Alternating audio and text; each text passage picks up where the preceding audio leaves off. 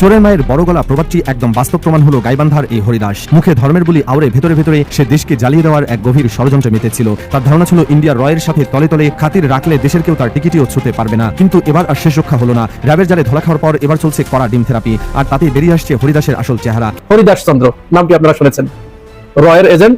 বাংলাদেশে বিজেপি তাকে এখানে পাঠিয়েছিল একটা বিশৃঙ্খল পরিবেশ তৈরি করার জন্য। এই হরিদাস চন্দ্র ওই যে গাইবান্ধায় যে 82 ফুট উঁচু রামের মন্দির স্থাপিত হচ্ছিল, এইটার মূল কারিগর, মূল হোতা। ভগবান শ্রী রামচন্দ্রের মূর্তি করার উদ্যোগ গ্রহণ করায় এবার সেখানে গ্রেফতার করা হলো এক ব্যক্তিকে। বাংলাদেশের গাইবান্ধা জেলার পলাশবাড়িতে দেশের সর্বোচ্চ রাম মূর্তি তৈরি করায় ভুয়ো মামলা দিয়ে গ্রেফতার করা হয়েছে হরিদাস চন্দ্র তরণী দাস নামে এক হিন্দু ব্যবসায়ীকে। পুলিশ সিআইডি তার বিরুদ্ধে মানি লন্ডারিং এর গুরুতর অভিযোগ উত্থাপন করে এবং জিজ্ঞাসাবাদের জন্য 4 দিনের রিমান্ড চায়। আদালত সেই রিমান্ড মঞ্জুর করেন।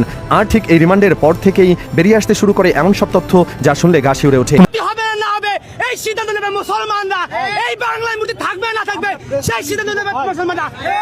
থাক না থাকলে ইন্ডিয়া চলে যা। কি ভেবে দেখেছেন একজন অতি সাধারণ এসি মেকানিক কিভাবে চোখের পলকে রাষ্ট্রের শীর্ষ ক্ষমতার ছায়া হয়ে উঠতে পারে? গাইবান্ধার পলাশবাড়িতে 81 ফুট উঁচু রাম মন্দির নির্মাণের ঘোষণা দিয়ে সম্প্রতি দেশ জুড়ে রীতিমতো তোলপাড় ফেলে দিয়েছিলেন হরিদাস চন্দ্র তরণী দাস। কিন্তু কে জানতো সেই বিশাল মূর্তির আড়ালে লুকিয়ে ছিল এক ভয়ঙ্কর অপরাধের বিশাল সাম্রাজ্য। তার এই উগ্রতা, তার এই ক্ষমতাটা আসে কোথা থেকে, এত বাজেট তার আসে কোথা থেকে, যেখানে সেখান থেকে যখন চলে গেছে তার বাবা আমাদের এলাকার লোকজনের বাড়িতে কাজ করে খাইছে, ডালি কুলা এগুলো বিক্রি করছে, বানাই দিছে, সবজি বিক্রি করছে। হঠাৎ এই 5, 6, 7, 8 বছরে সে কিভাবে এত টাকার বিরুদ্ধে মানি লন্ডারিং এর অভিযোগ আনয়ন করা হয়েছে। এই আসামি বাড়ি হচ্ছে গাইবান্ধার পলাশবাড়ি। সে পেশায় একজন কৃষক, কিন্তু তার নামে বেনামে বিভিন্ন অ্যাকাউন্টে দেশের বাহির হতে মোট 9,35,00,000 টাকা এসেছে। সেই টাকার কোনো সুনির্দিষ্ট তথ্য সে প্রদান করতে ব্যর্থ হয়। কি ভয়ানক তথ্য! গাইবান্ধায় রাম মূর্তি তৈরি করা সেই হরিদাস ভারত থেকে প্রশিক্ষণ নিয়ে এসে বাংলাদেশে হয়ে যায় তৌহিদুল ইসলাম। তার মানে বোঝার বাকি নাই ভারত কি পরিমাণ নীল নকশা এঁকেছিল আমাদের রংপুর অঞ্চলকে দখল করার জন্য, চিকেন নেককে বড় করার জন্য, এবং সেই হরিদাসের বাসায় ভারতীয় রয়ের এজেন্টের যাতায়াত। আসসালামু আলাইকুম দর্শক, নতুন একটা নিউজে সবাইকে স্বাগত। ভিডিওর শুরুতে অনেকগুলো ভিডিওর অংশ বিশেষ আপনারা ইতিমধ্যে দেখেছেন। আর হ্যাঁ, দেখেই বুঝতে পেরেছেন যে আজকের ভিডিওটি কতটুকু গুরুত্বপূর্ণ এবং আকর্ষণীয় হতে চলেছে। বাংলাদেশের রাজনৈতিক প্রেক্ষাপট এবং সকল বিষয় নিয়ে আজকের ভিডিওটি তৈরি করা। একটু ধৈর্য সহকারে, একটু মনোযোগ সহকারে আজকের ভিডিওটি দেখতে হবে এবং শুনতে হবে, তাহলেই অনেক অনেক কিছু আপনারা আজকের এই ভিডিওর মাধ্যমে জানতে পারবেন। কথা বলা আমরা সরাসরি মূল নিউজে চলে যাব। তার আগে বলবো, যারা এখন পর্যন্ত আমাদের এই নাসির বার্তা ইউটিউব চ্যানেলটি সাবস্ক্রাইব করেননি, প্রতিনিয়ত এই ধরনের আপডেট গরম গরম খবর পেতে আমাদের এই নাসির বার্তা ইউটিউব চ্যানেলটি সাবস্ক্রাইব করুন। যারা করেছেন ধন্যবাদ। চলুন একটা লাইক দিয়ে মূল নিউজে চলে যাই। বড় গলা প্রবাদটি একদম বাস্তব প্রমাণ হলো গাইবান্ধার এই হরিদাস। মুখে ধর্মের বুলি আওড়ে ভেতরে ভেতরে সে দেশকে জ্বালিয়ে দেওয়ার এক গভীর ষড়যন্ত্রে মেতেছিল। ভেবেছিল 81 ফুট উঁচু রাম মূর্তি বানানোর বিশাল আয়োজনের আড়ালে সে যা খুশি তাই করবে। তার ধারণা ছিল ইন্ডিয়ার রয়ের সাথে তলে তলে খাতির রাখলে দেশের কেউ তার টিকিটিও ছুঁতে পারবে না। কিন্তু এবার আর শেষ রক্ষা হলো না। র্যাবের জালে ধরা খাওয়ার পর এবার চলছে কড়া ডিম থেরাপি, আর তাতে বেরিয়ে আসছে হরিদাসের আসল চেহারা। কিভাবে একজন সাধারণ এসি মেকার রাতারাতি কোটি টাকার মালিক হলো, আর 9 কোটি টাকার ফান্ড দিয়ে দেশে হিন্দু মুসলিম দাঙ্গা বাঁধানোর ছক কষলো, সেই চাঞ্চল্যকর সত্যি এখন দিনের আলোর মতো পরিষ্কার। উত্তরের শান্ত জেলা গাইবান্ধা বরাবরই একটি ছিমছাম এলাকা হিসেবে পরিচিত। এখানকার পলাশবাড়ি উপজেলার মানুষজন যুগের পর যুগ ধরে নিজেদের ভিতরে দারুণ সম্প্রীতি বজায় রেখে আসছিল। কিন্তু এই শান্ত জনপদের আড়ালেই যে এত বড় এক ভয়ঙ্কর ফাঁদ পাতা হচ্ছিল তা এলাকার সহজ সরল মানুষগুলো ঘূর্ণাক্ষরেও টের পায়নি। এই পুরো চক্রান্তের মূল হোতা হরিদাস ছিল এই পলাশবাড়িরই এক ছাপোষা ঘরের সন্তান। এলাকায় তাকে সবাই একজন সাধারণ কৃষক হিসেবে চিনত। কৃষিকাজের পাশাপাশি সে টুকটাক এসি মেরামতের কাজ করে নিজের জীবিকা নির্বাহ করত। সবার চোখে সে ছিল একজন অতি সাধারণ মানুষ, কিন্তু এই সাদাসিধা চেহারার আড়ালে লুকিয়ে ছিল এক ভয়ঙ্কর চতুর খেলোয়াড়, যে কিনা নিজের দেশকে বিক্রি করে দেওয়ার জন্য ভেতরে ভেতরে বিশাল এক জাল বুনছিল। তার এই অভিনব চালাকির শুরুটা কিন্তু আজকের নয়, অনেক বছর আগে থেকে সেই নোংরা খেলার প্রস্তুতি নিচ্ছিল। হরিদাসের অতীত ঘাটলে এমন সব চাঞ্চল্যকর তথ্য বেরিয়ে আসে যা শুনলে যে কারো চোখ কপালে উঠতে বাধ্য। জানা যায় সে যখন ক্লাস 6-এ পড়তো ঠিক তখনই সে বাংলাদেশ ছেড়ে ভারতে পাড়ি জমায়। এত ছোট বয়সে তার ভারতে যাওয়ার পেছনের আসল কারণটা ছিল আরো বেশি ভয়ঙ্কর। সেখানে যাওয়ার পর মোদী প্রশাসনের গোপন কেন্দ্র সাউথ ব্লকে তার মগজ পুরোপুরি ধোলাই করা হয়। এমনকি সেখানে তাকে দিনের পর দিন বিশেষ গোয়েন্দা ট্রেনিং দেওয়া হয়। রয়ের গোপন এজেন্ট হিসেবে গড়ে তোলার জন্য সব রকম কৌশল শেখানো হয় তাকে। ট্রেনিং শেষে মোদী সরকারের ইশারায় সে পুনরায় বাংলাদেশে ফিরে আসে। তবে এবার সে ফিরে সম্পূর্ণ এক নতুন মিশন আর ভয়ঙ্কর উদ্দেশ্য নিয়ে। দেশে ফিরে হরিদাস শুরু করে তার আসল ভেলকিবাজি। রয়ের বিশ্বস্ত গুপ্তচর হিসেবে দেশের ভেতরে কাজ করার জন্য সে বেছে নেয় এক অভিনব পথ। নিজের হিন্দু ধর্মের পরিচয় পুরোপুরি লুকিয়ে হঠাৎ করেই সে তৌহিদ ইসলাম নাম রেখে বসে।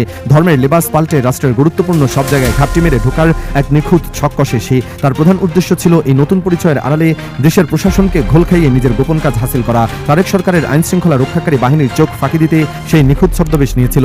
এরপর তৌহিদ ইসলাম নাম ধারণ করে সে সমাজের উচ্চ স্তরের মানুষদের সাথে মেলামেশা শুরু করে। নিজেকে একজন সাচ্চা দেশপ্রেমিক হিসেবে জাহির করে সে সবার বিশ্বাস অর্জন করার চেষ্টা করে, কিন্তু পাপ বাপকেও ছাড়ে না। তারেক সাহেবের কড়া নির্দেশে যখন দেশজুড়ে দুর্নীতিবাজ আর গুপ্তচরদের বিরুদ্ধে কড়া শুদ্ধি অভিযান শুরু করা হলো, তখন এই বহুরূপী আসল মুখোশ খসে পড়তে আর বেশি সময় লাগেনি। প্রশাসনের কড়া নজরদারিতে তার সব গুমর একে একে ফাঁস হতে শুরু করে। শুধু কি তাই, ছদ্মবেশের এই ভেলকিবাজের পাশাপাশি সে মেতেছিল টাকার পাহাড় গড়ার এক নোংরা খেলায়। হরিদাসের এই বিশাল সাম্রাজ্য আর ব্যাংক অ্যাকাউন্টের হিসেব মেলাতে গিয়ে খোদ সিআইডির তদন্তকারী কর্মকর্তাদেরই চোখ কপালে ওঠার জোগাড়। যে লোকটা একজন সামান্য এসিমেকার ছিল, তার নামে বেনামে থাকা 5টি আলাদা ব্যাংক অ্যাকাউন্টে বিদেশ থেকে হুন্ডির মাধ্যমে ঢুকেছে নগদ 9,35,00,000 টাকা। এই বিপুল পরিমাণ টাকার উৎস কি তা জানতে চাইলে প্রশাসনের কাছে সে রীতিমতো আমতা আমতা করে শুরু করে।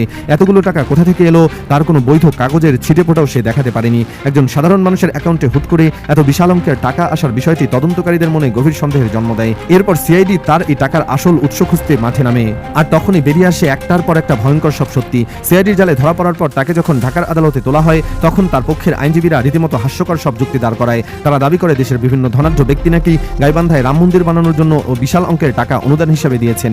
কিন্তু আদালতের কার্যকরায় এমন খোরা যুক্তি একদমই ধোপে টিকেনি। রিমান্ডের কঠিন নাকানি চুবানি খেয়ে একে একে বেরিয়ে এসেছে তার সব আসল রূপ। জানা গেছে পতিত স্বৈরাচার হাসিনা সরকারের বড় বড় নেতাদের সাথে তার নিয়মিত ওঠা বসা ছিল। বিশেষ করে শেখ সেলিমের নাম ভাঙিয়ে সে কোটি কোটি টাকার প্রতারণার জাল বিছিয়েছিল সারা দেশে। শেখ সেলিমের মতো নেতাদের ছায়াতলে থেকে সে নিজেকে ধরাছোঁয়ার বাইরে ভাবত। সে ভেবেছিল তার এই মাতব্বরি সারা জীবন চলবে আর কেউ তাকে ছুঁতে পারবে না। তার সব তেলেসমাতি আজ পুরোপুরি ধরাশয়ী। কিন্তু টাকার পাহাড় গড়ার পরেও হরিদাসের নজর পড়ে সরকারি জমির উপর।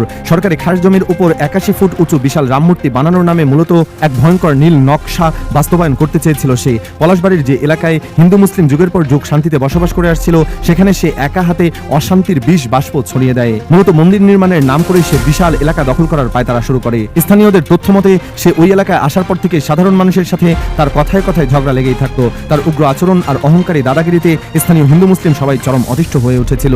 এলাকার মানুষের মনে সারাক্ষণ একটা অজানা ভয় কাজ করত। তার এই মাতব্বরি আসলে এমনি এমনি ছিল না, এর পেছনে কাজ করছিল বিশাল এক রাজনৈতিক চক্রান্ত। হরিদাস চেয়েছিল এলাকার শান্তি নষ্ট করে এমন একটা পরিবেশ তৈরি করতে যাতে সবাই নিজেদের মধ্যে মারামারি শুরু করে দেয়। এই বিশাল মূর্তির আড়ালে মূলত সংখ্যালঘু কার্ড খেলার নোংরা পায়তারা চলছিল। হরিদাসের মূল কাজ ছিল ওই 9 কোটি টাকার অবৈধ ফান্ড ব্যবহার করে সারা দেশে একটি ভয়ঙ্কর হিন্দু মুসলিম দাঙ্গা লাগানো, অর্থাৎ দাঙ্গা লাগিয়ে বহির্বিশ্বের কাছে তারেক সরকারকে একটি চরম ব্যর্থ রাষ্ট্র হিসাবে প্রমাণ করার গভীর চক্রান্ত ছিল এটি। আর এই ঘোলাপানিতে মাছ শিকার করে বিজেপি শক্তির সাহায্যে পতিত স্বৈরাচারকে আবার ক্ষমতার গদিতে বসানোর দিবাস্বপ্ন দেখেছিল তারা। শুধু তাই নয়, রংপুর বিভাগকে বাংলাদেশ থেকে চিরতরে আলাদা করে ফেলার এক ভয়ঙ্কর ফাঁদ পাতা হয়েছিল এই বিশাল প্রজেক্টের আড়ালে। মোদী প্রশাসনের ইশারায় সে চেয়েছিল উত্তরের এই শান্ত জেলাকে বিচ্ছিন্নতাবাদী আন্দোলনের কেন্দ্রবিন্দু বানাতে। কিন্তু দেশের সচেতন মানুষ আর তারেক প্রশাসনের কড়া নজরদারির কারণে তাদের সেই ভয়ঙ্কর স্বপ্ন এখন পুরোপুরি শনির্দশায় পরিণত হয়েছে। অবশেষে সব জল্পনা কল্পনার অবসান ঘটিয়ে গত 12ই জুলাই গাইবান্ধার পলাশবাড়ি থেকে এই মাস্টারমাইন্ড হরিদাসকে গ্রেপ্তার করতে সক্ষম হয় সিআইডি। এরপর তাকে ঢাকার মেট্রোপলিটন ম্যাজিস্ট্রেট আদালতে হাজির করা হলে আদালত তার জিজ্ঞাসাবাদের জন্য 4 দিনের রিমান্ড মঞ্জুর করে।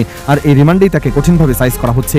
র্যাবের কড়া জেরার মুখে তার সব দম্ভ আর খেল খতম হয়ে গেছে। যে লোকটা এতদিন ধরাছোঁয়ার বাইরে থাকার দম্ভ করত, সে এখন রিমান্ডের ঘেরাটোপে পড়ে হাউমাউ করে কাঁদছে। তার এই পতন প্রমাণ করে যে দেশের বিরুদ্ধে ষড়যন্ত্র করে কেউ বেশি দিন পার পায় না। এই গ্রেপ্তারের মধ্য দিয়ে বিশাল এক চক্রান্তের মূল হুতাকে আইনের আওতায় আনা সম্ভব হয়েছে। হরিদাসের এই পরিণতি দেখে এলাকার সাধারণ মানুষ এখন স্বস্তির নিঃশ্বাস ফেলছে। গাইবান্ধার স্থানীয় ধর্মপ্রাণ মানুষ এবং মন্দির কমিটির বিচক্ষণতায় বিশাল এক রক্তক্ষয়ী দাঙ্গার হাত থেকে অল্পের জন্য বেঁচে গেছে পুরো দেশ।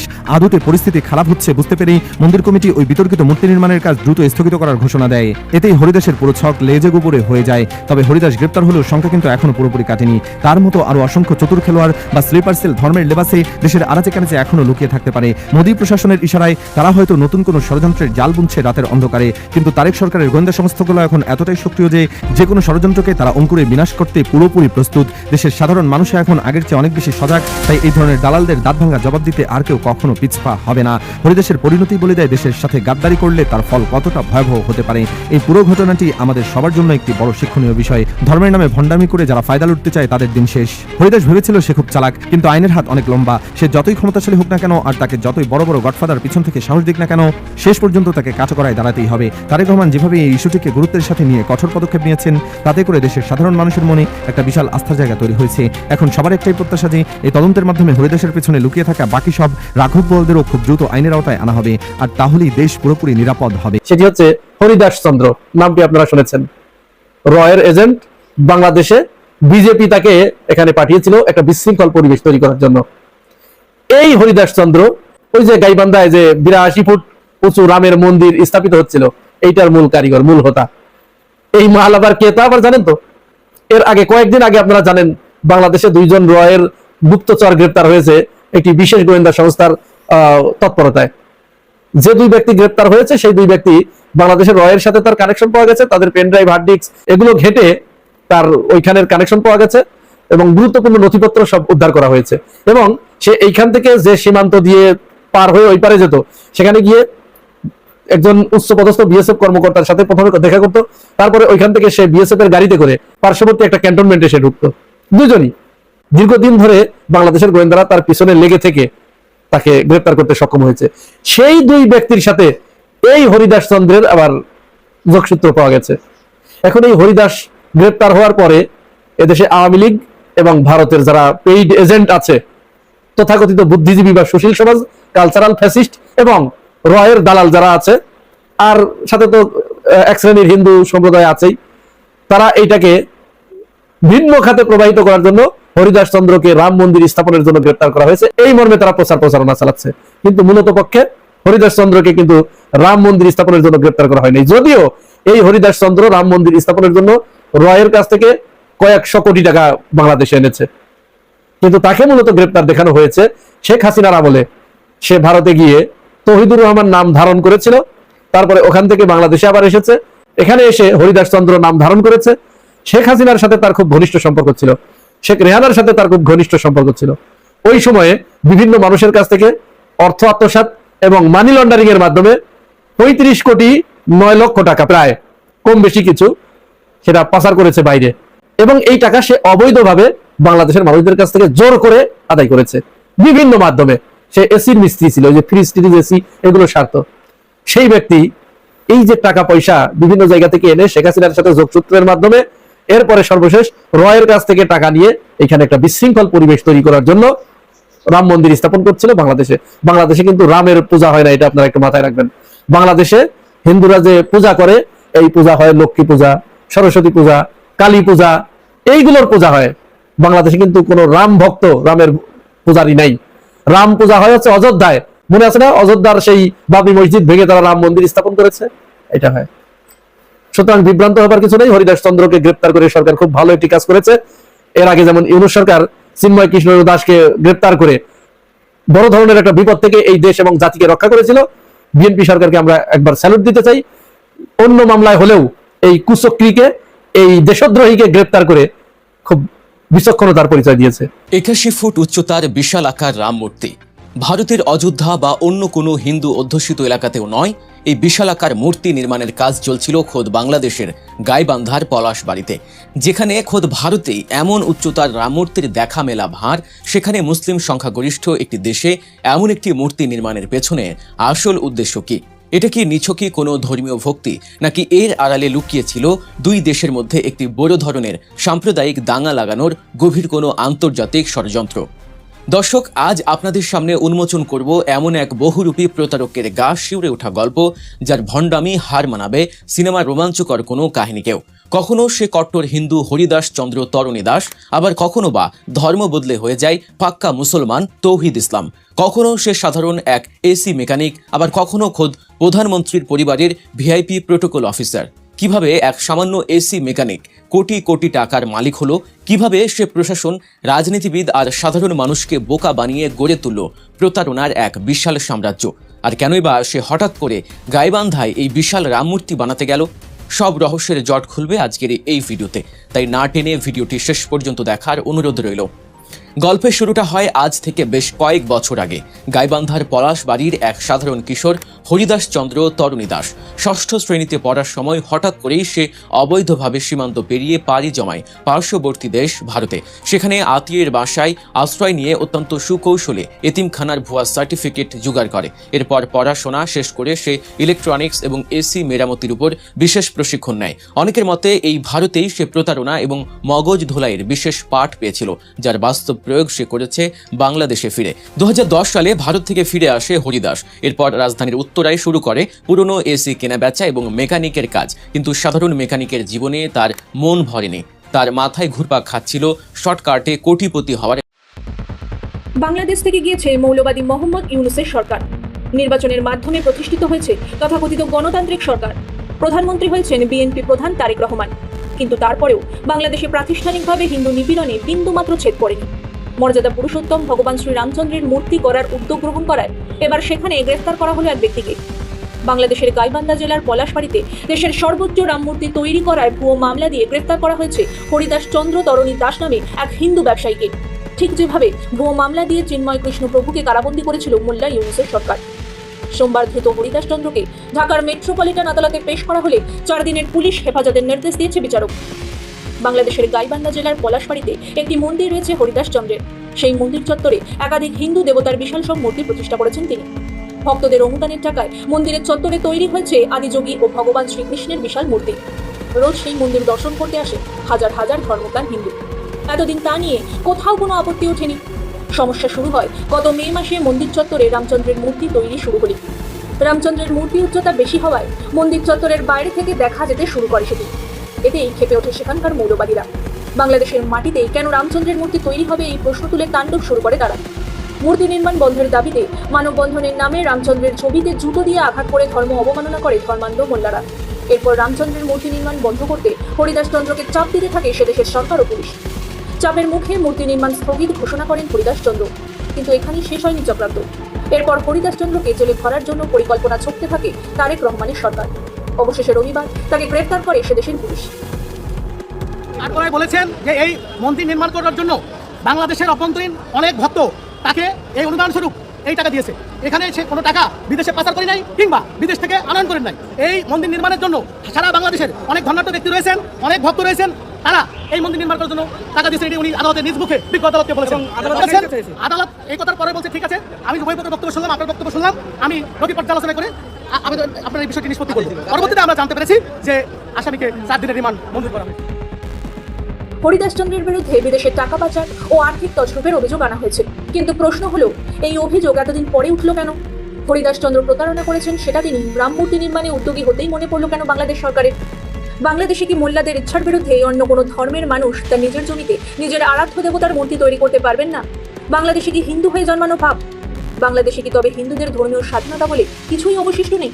সেখানে একজন হিন্দু ততটুকুই ধর্মীয় স্বাধীনতা উপভোগ করতে পারবে যতটুকু সংখ্যাগরিষ্ঠ মুসলিমরা তাদের করতে দেবে। উল্টো দিকে আমাদের দেশে একই রকম অভিযোগ রয়েছে এই যে ইউপি নেতা তথা রেজিনগরের বিধায়ক হুমায়ুন কবিরের বিরুদ্ধে। গত 6 ডিসেম্বর মুর্শিদাবাদের বেলডাঙ্গায় তার উদ্যোগে শুরু হয় বাবরি মসজিদ নির্মাণ। অভিযোগ, তার আগে বাংলাদেশ সফরে গিয়েছিলেন তিনি। মুর্শিদাবাদে বাবরি মসজিদ বানানোর জন্য মোটা টাকা অনুদান দিয়েছে বাংলাদেশিরা। হানাদার বাবরের নামে হিন্দুদের আপত্তি সত্ত্বেও মসজিদের নাম পরিবর্তনে এখনো রাজি হননি হুমায়ুন, কিন্তু মসজিদের কাজ চলছে পুরোদমে।